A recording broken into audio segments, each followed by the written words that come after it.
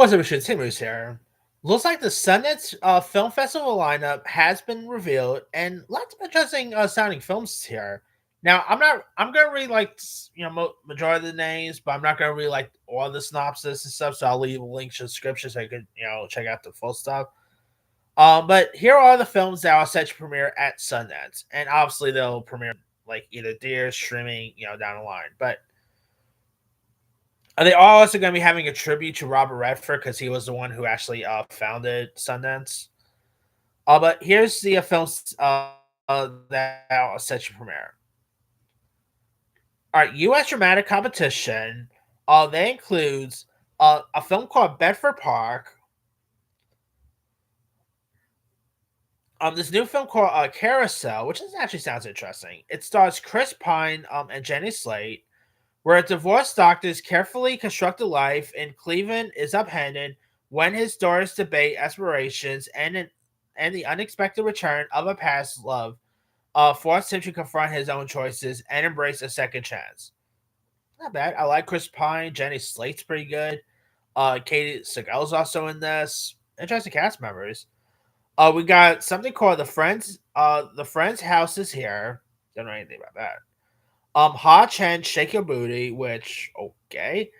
This is actually like a dance type film. I guess it's gonna be like something like Save. It has a little bit of a Save the Last Dance field trip, but Haru and Lewis love completing in Tokyo's ballroom dance scene, but after tragedy strikes, Haru withdraws into isolation.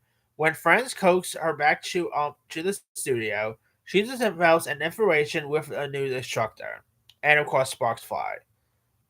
Okay, definitely has a little bit of a Save the Last Dance vibe to it, or a mix with a Dirty Dancing feel, but who knows? Anyway, we got something called Hot Water, where after he's kicked out of his Indiana high school, an American kid is and his Lebanese mom hit the road. I do like a good road trip movie. So we got a film called Josephine, starring Channing Tatum, Gemma Chan, uh, and Phil and Mason Reeves. After 8-year old Josephine accidentally witnesses a crime in Golden Gate Park, she acts out in search of a way to regain control of her safety while adults are helpless to console her. Interesting. Channing Tatum was great in Roofman. If you guys haven't seen Roofman, give that one a go. We got a film called The Musical, which stars Rob Lowe as well as Jillian Jacobs. When a frustrated playwright and middle school teacher finds out that his ex girlfriend has started dating his nemesis, the school's principal, he decides to ruin the principal's chances of winning the blue ribbon of academic excellence. Interesting. I like Rob Lowe. We got Run Amok, which stars Patrick Wilson, Margaret Cho, Molly Ringwald, where a teen girl stages an elaborate musical about one day of her high school wish. One day her high school wishes it could forget. Cool. That cast list, Patrick Wilson, Molly Ringwald's always good. We got something called Take Me Home, where Anna, who's a 38-year-old Korean adoptee with a disability, cares for her aging parents in a fragile balance of meeting one another's need. When a Florida heatwave shatters her family and Anna's routine, her future is uncertain until she creates a world where she can drive. Okay, interesting. We got a film called Unit County, which stars Will Poulter and Noel Santino, who was just in Warfare this past year.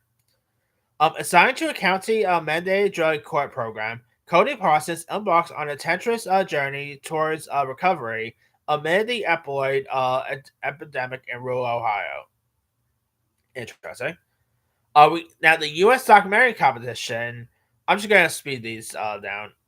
We got something called American Doctor, America Pachuco, The Legend of Luis Valdez, who's of course now Luis Valdez directed the Richie Valens film La Bamba. We got Barbara Forever, a documentary about lesbian filmmaker Barbara Hammer. We got something called Joe Bubbles, something called The Lake. Now there are usually good documentaries that come out from this. Like this past year, we just had the Selena documentary and The Perfect Neighbor. Both of those actually came out Sundance. Recent. Other documentaries there also includes Nuisance Bear, which is about polar bear, Police Access, Seized, Soul Patrol, Who Killed Alex Oda.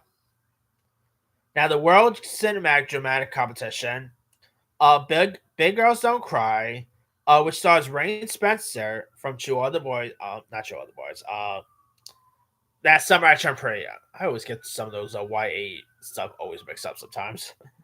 Anyway, over one transformative summer in rural New Zealand in 2006, a 14-year-old Sid Bookman discovers desire, identity, and the internet as she imitates the people she longed to be loved by. Okay, interesting. We got something called How to Divorce During the War, Extra Geography, which is about in a English girls' boarding school, two teen best friends grapple with the challenges of girlhood, friendship, boys, studies, and growing up, and embark on their school project here. Okay. We got something called Piana, Hold On to Me, The Huntress, a film called Lady, Levitating, Shame and Money, Tell Me Everything. Now the now we got some more documentaries here. World Cinema Documentary Competition. They include All About the Money, Birds of War, Closure, Everybody to Khmer Street, Hanging by a Wire, Kinkui Wu Land. Sorry if I mispronounced some of these. One in a Million, Senated, Silence, To Hold a Mountain. Let's see. A couple of others. Enna could go gone. Sorry, I mispronounced that one. We got something called Burn. Ghost in the Machine. We got a film called If I Go, Will They Miss Me? Which stars Peacemaker star Danielle Brooks and P Valley star Joe Alphonse Nicholson. Where 12-year-old Lil and struggles to connect with his father when he begins to see surreal almost spectral visions of boys drifting around his neighborhood. Their presence reveals a link between father and son, laying bare the threads that bind family legacy and place. Interesting. I like Danielle Brooks. She's always incredible. We got a film called The Incomer, which is set in a Scottish island where siblings Isla and Sandy hunt birds and talk to mythical beings while fighting off outsiders. Their lives change when Daniel, an awkward official, arrives to relocate them. It stars Domhnall Gleeson and Rael Rankin. Interesting. We got a film called Jerapio, a film called Night Nurse, where a series of perverse scam calls unsettles in a retirement community. A staring eye nurse becomes estranged with her mysterious patient. That sounds interesting. We got something called They Dream, a film called ZI, which stars Haley Lou Richardson. And in Hong Kong, a young woman is haunted by visions of her future self, meets a stranger who changes the course of her night and possibly her life. I like Haley Lou Richardson. She's always great. All right. Some of the premieres. We got the AI doc, or How I Become an Anomalous. Of course, a documentary about AI, which we're gonna be seeing loads of those stuff. But one of the producers is the Oscar winner behind Everything Everywhere All at Once. So there's that. We got Antronoin, which of course, which is singer, songwriter, and actor Courtney Love has long had an impact on rock and roll pop culture. And of course, this is pretty much a documentary about Courtney Love, who obviously you don't know was married to the late Kurt Cobain. That could be interesting. I've always liked Courtney Love, and Kurt Cobain's, R.I.P. All right, we also got the Brittany Griner story, which is of course a documentary about the WNBA superstar Brittany Griner, who you might remember got arrested in Russia before. We got Chasing Summer, which stars, speaking of Samurai Champloo, Samurai Champloo star Lola Tung, as well as Eliza Seinzer and Megan Mullally. And here's what this one is about. After losing both her jobs and boyfriend, Jamie retreats to her small Texas hometown, where friends and flings from a faithful high school summer turns her life upside down. Really cool. Now, with Samurai Champloo, coming to end this year, really cool to see like Lil Tongue really branching out into the film business because she has a couple of other movies coming out next year that does sound intriguing. All right, we also got a film called Frank and Lewis, which stars Kingsley Benadir and Rob Morgan. This is a prison set in prison where Frank, serving a life sentence, takes a prison job caring for an aging inmate with Alzheimer's and dementia. Sounds interesting. And what begins as a self-interested bid for parole becomes profound, transformative bond with fellow inmates Lewis, offering Frank glimpse of redemption and an unforgiving place. Interesting. We got a film called I Kid You Not. This is literally the actual title. Gail Daughtry and the Celebrity Sex Pass. It's directed by Role Models director David Wayne, who also did Wet Hot American Summer. He's done some cool stuff like Role Models, Wonderlust. This stars Zoe Deutsch, John Hamm, John Slattery, former Karate Kid legend star Ben Wang, and it's David Wayne movie, so Cam Miranda's going to be in it. Mid Midwestern bride to be Gail Daughtry has a free celebrity pass agreement with her fiance, who uses it with her relationship in crisis. Gail sets out on an epic journey to Hollywood to even the scales. I don't know. Sounds like remember that movie Hall Pass with Owen Wilson, Jason Sudeikis. I don't know why it sounds a little bit like that in a weird way, but anyway. We got The Gallerist, which stars Natalie Portman and Jenna Ortega. This is also from the same director who did Birds of Prey, which so many people trash that and stuff. I thought Birds of Prey was pretty fun, but anyway. Now this is about a desperate gallerist conspires to sell a dead body at Art Basel, Miami. Okay. You also got Catherine Zeta-Jones, Divine Joy Randolph, Zach Galifianakis, and Sterling K. Brown. This sounds intriguing. We got something called Give Me the Ball. When world champion tennis trailblazer Billie Jean King has a game-changing impact on culture and sports, rare archive and candid interviews with Billie Jean and those culture. Now we've already seen stories about Billie Jean King before, like Emma Stone played her, recent in Battle of the Sexes, which was pretty decent. So, and I think there was already a Billie Jean documentary as well, if I'm not mistaken. All right. We also got the history of Con Street. Um, okay, which is pretty much after attending a workshop on how to write and sell a Hallmark movie.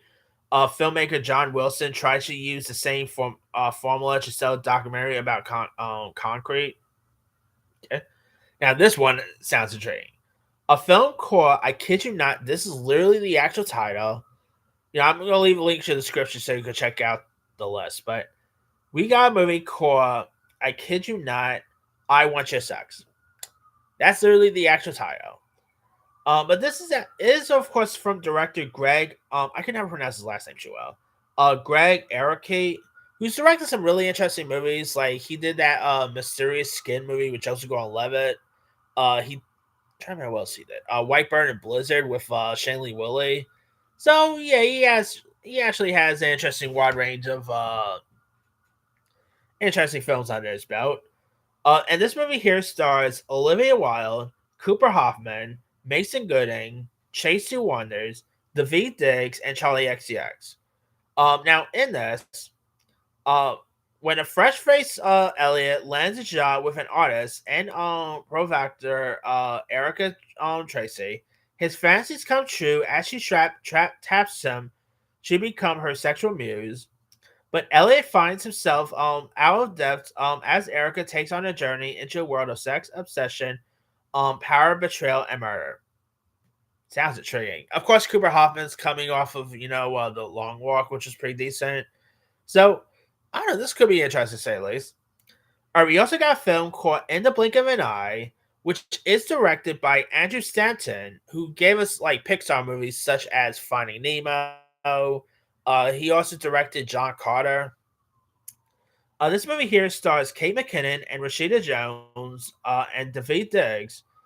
Three storylines spanning thousands of years intersect and reflect on hope, connection, and the circle of life. That could be interesting. Hopefully, it's better than John Carter. Like, to be honest, his best work is really is pretty much Finding Nemo, and he's also the director of Toy Story 5 as well. So, but I was not too big with John Carter. Anyway, speaking of Olivia Wilde, by the way, we got The Invite, which Olivia Wilde directed, and hopefully it's better than her last movie, Don't Worry, Darling. But this here stars Seth Rogen, Olivia Wilde, Ed Norton, and Penelope Cruz. Joe and Angela are on the thin ice, and tonight might be when it all falls apart. Unfortunately, their upstairs neighbors are about to arrive for dinner, and everything that can go wrong gets worse. Cool. Of course, you got Seth Rogen, Olivia Wilde. Could be interesting. We got Jane Elliott Against the World, which is a documentary about I- Iowa school teacher who becomes a national voice against racism after leading a controversial 1968 lesson in discrimination with her all-white third grade class. Now nearly 90, she refuses to hold back amid today's fight about race, history, and power after a timeline of speaking out. That does sound intriguing.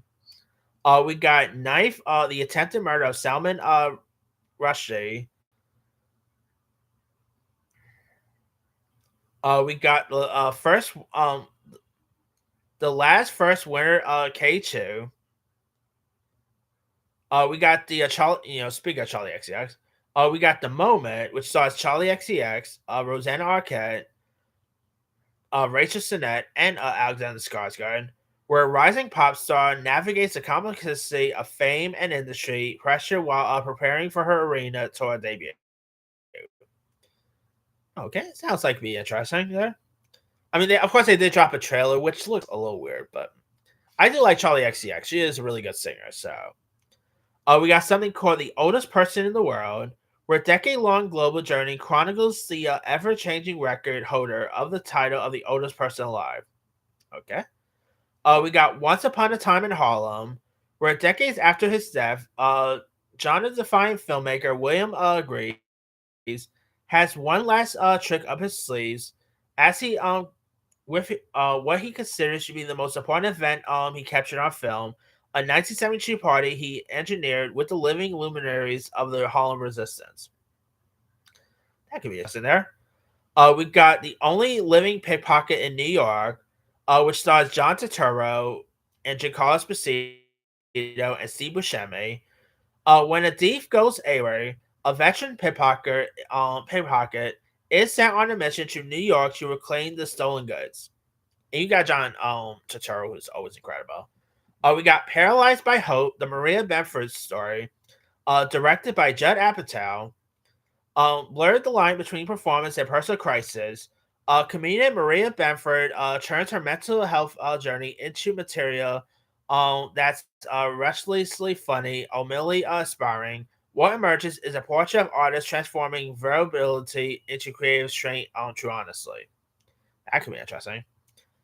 All right, we got something called Queen of Chess, which is a chess series about a Hungarian girl of dreams of conquering international men's chess. Here, so that could be interesting. Queen Cartwright was a really good chess movie, by the way, as well. Just want to throw that out there. Queen Cartwright, by the way, is directed by our New York City's our new New York City mayor's mother. Just want to throw that out there too. But anyway, we also got a film called "See You When I See You," directed and written by Jay Duplass, featuring Cooper Rayev, Lucy Bonington, David Duchovny, and Caitlin Dever. With the help of his family, a comedy writer battles PTSD after the tragic death of his sister. Sounds interesting there. I do like Jade DePlus. Like he was really good in that Hulu series All American Family or Good American Family. Uh, I kid you not, this is literally the actual title. We got a movie called The Shitheads. From the director of The Toxic Avenger that came out this past year, starring Dave Franco, O'Shea Jackson Jr., and Mason Dames, and Peter Dinklage. When two unqualified bozos are hired to transfer a rich teen to rehab, the straightforward gig quickly spirals into dangerous mayhem. Sounds interesting. Of course, you got Dave Franco, O'Shea Jackson Jr., Nicholas Braun. That could be intriguing to see. All right, we got some documentary called Times in Water. Okay, that could be interesting. We got something called Troublemaker, which is actually it's actually directed by Antoine Fuqua, who directed Training Day, and he's the director of the upcoming Michael Jackson biopic Michael. This is actually a documentary about Nelson Mandela, about fame about Nelson Mandela. We got a film called The Way, which stars Russell Crowe and Ethan Hawke. In Oregon in 1933, Samuel Murphy is torn from his daughter and sent to brutal work camp. Warden Clancy tempts him with early release if he smuggles gold through deadly wilderness. That sounds interesting. Of course, Crow, coming off of Nürburger. Ethan Hawke, just got Golden Globe nomination for Blue Moon. This sounds like being intriguing to check out. All right, we got When a Witness recants. We got a film called Wicker, which stars Olivia Colman and Alexander Skarsgård. A fisherman asks a basket maker to weave her husband. Sounds interesting there. All right, the Midnight One. Now the Midnight One always has like interesting, cool horror flares. All right, we got The Best Summer. Oh, this is interesting. This is directed by Billy Madison director Tamara Davis. Immersive POV camera footage reveals eccentric performances, candid interviews, and intimate backstage life with the Beastie Boys, Sonic Youth, Foo Fighters, Pavement, Bikini Kill, and more. We got a film called Buddy, which stars the likes of Kristen Milotti, Topher Grace, Micah Shannon, Keegan Michael Key, and Patton Oswalt. A brave girl and her friends must escape a kids television show. Sounds interesting. We got a film called 11, I guess, where two star-crossed teens must escape a violent entity that takes the form of a person that they desire most, each other. Sounds intriguing there. We got a film called Mom, I'm Ailin Pregnant. Okay. When a messy millennial achiever accidentally gets Ailin pregnant, she must overcome skeptical doctors, a useless baby daddy, and her oversharing mom in order to survive and reclaim her life. That sounds weird. We got something called Rock Spring, which stars Jimmy O Yang and Kelly Marie Tran. After the death of her father, a grieving young girl moves into an isolated house in a new town with her mother and grandmother, only to discover there is something monstrous hidden in the town's history and the woods behind their home. Okay. You also got Benedict Wong is in this as well. You also got a film called Saccharine, which stars Midori Francis, Danielle McDonough, and Madeline Madden. Where Hana is a lovelorn medical student who becomes terrorized by hungry ghosts after taking part in an obscure weight loss craze, eating human flesh. Okay, that's gonna be pretty weird to say. We also got a film called Undertone, which is actually going to be released by A24 in March. But the host of a popular paranormal podcast becomes haunted by terrifying recordings mysterious sent her way. Now that does sound pretty interesting, creepy there. All right, episodic, which sometimes they'll release like TV stuff. We got Bait, which stars Riz Ahmed, where struggling actor Sahal Latif auditions for a role of a lifetime, only to see his life spirals out of control after 4 frantic days. Oh, we got something called The Screener, which I never even heard about. Oh, we're an independent filmmaker screener leased from a talent agency. Yeah, that could be interesting. All right. Oh, we also got something called freelance, something called softboil, something called worried. We got Murder 101, the Orcish and the Art Dealer. Some of the spotlight awards we got Broken English, Tuner, which stars Dustin Hoffman, Family on My Team, where of course they release like family stuff there. We got Cookie Queens, something called Fang, which stars Mia Wasikowska, and that's pretty much all. A little surprised that Magic Tree film is not the one with Andrew Garfield. I kind of thought that would premiere at Sundance, but anyway. Now the Sundance, of course, will run from January 22nd to February 1st. So there's that. Some interesting stuff here. I mean, Sundance always has like some of the best films that come out from it. Of course, this past year we had the likes of The Perfect Neighbor. I don't know what else came out. Oh yeah, Twinless came out Sundance this past year. I mean, which one of these could possibly become decent and stuff?